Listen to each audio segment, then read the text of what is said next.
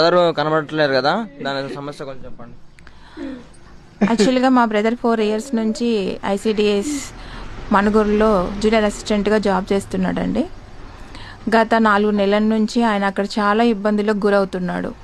వాస్తవంగా ఏంటంటే అక్కడ సిడిపిఓ గారు జయలక్ష్మి గారు అండ్ అక్కడ నాగేశ్వరరావు గారు మా బ్రదర్ని చాలా అవమానకరంగా మాట్లాడడము, అవమానకరంగా ట్రీట్ చేయడము, ఆయనకి రావాల్సిన బిల్స్ కానీ శాలరీస్ కానీ చేయకుండా ఆయనని చాలా ఆర్థికంగా ఇబ్బందులకు గురి చేయడము. ఈమె ఆర్థికంగా గురి చేయడం వల్ల ఏమైందంటే అక్కడ నా మణుగూరులో ఉంటున్న ఇల్లు కూడా వాళ్ళు రెంట్ కట్టట్లేదని ఇల్లు లాక్ చేసుకున్నారు. ఆయనకి ఉండటానికి కూడా నివాసం లేకుండా చేసింది. తినటానికి తిండి లేక, ఉండటానికి ఇల్లు లేక, ఎక్కడ అసలు బతకడానికి బతుకు లేక, గత్యంతరం లేక పాత కొత్తగూడెంలో నా తండ్రి మళ్ళా మా ఫాదర్ని తీసుకొని నా దగ్గరికి రావడం జరిగింది. ఈ బాధల్ని భరించలేను, నా వల్ల కావట్లేదని పలుమార్లు తను మన కలెక్టర్ ఆఫీస్లో ఉన్న డిడబ్ల్యూ ఆఫీస్ పీడీ గారికి ఎన్నోసార్లు కంప్లైంట్ పెట్టుకున్నా కూడా వాళ్ళు సరే చిరంజీవి చేస్తా చేస్తా చేస్తా అని చెప్తున్నారు కానీ కంప్లైంట్ మాత్రము తీసుకోవట్లేదు, వాళ్ళ పరిగణంలోకి తీసుకోలేదు.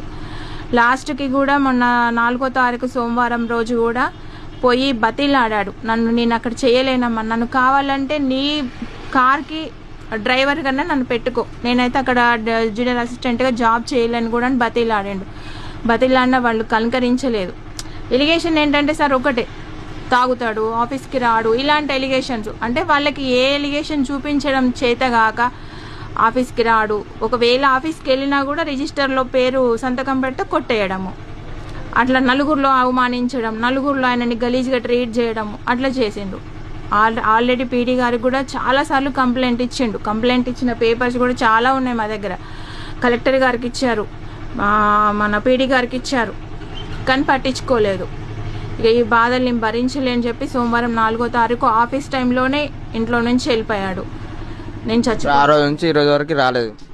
ఆ రోజు నుంచి ఈ రోజు వరకు రాలేదు, ఆచూకీ తెలియలేదు, ఎక్కడున్నాడో ఏంటి, అసలు బతికి ఉన్నాడో చచ్చిపోయిండో కూడా తెలియదు. అధికారులు మాత్రం ఎవ్వరూ పట్టించుకోవట్లేరు. వాళ్ళ తరపు నుంచి ఎలాంటి న్యాయం అనేది ఇంత కూడా జరగట్లేదు. మాకు ఎక్కడికి వెళ్ళాలో, ఎవరి సహాయం తీసుకోవాలో, ఒకవేళ ఎవరి సహాయం అయినా తీసుకొని మేము వాళ్ళ సహాయార్థం వెళ్తే వాళ్ళ నుండి మమ్మల్ని దూరం చేయడము, మాకు బెదిరింపు కాల్ చేయడము, నీ దిక్కున్న చోట చెప్పుకొని వల్ల అయింది చెప్పుకో అని చెప్పడం. అంటే ఇప్పుడు ఆమె తప్పేం లేనప్పుడు తను మమ్మల్ని బెదిరించిన అవసరం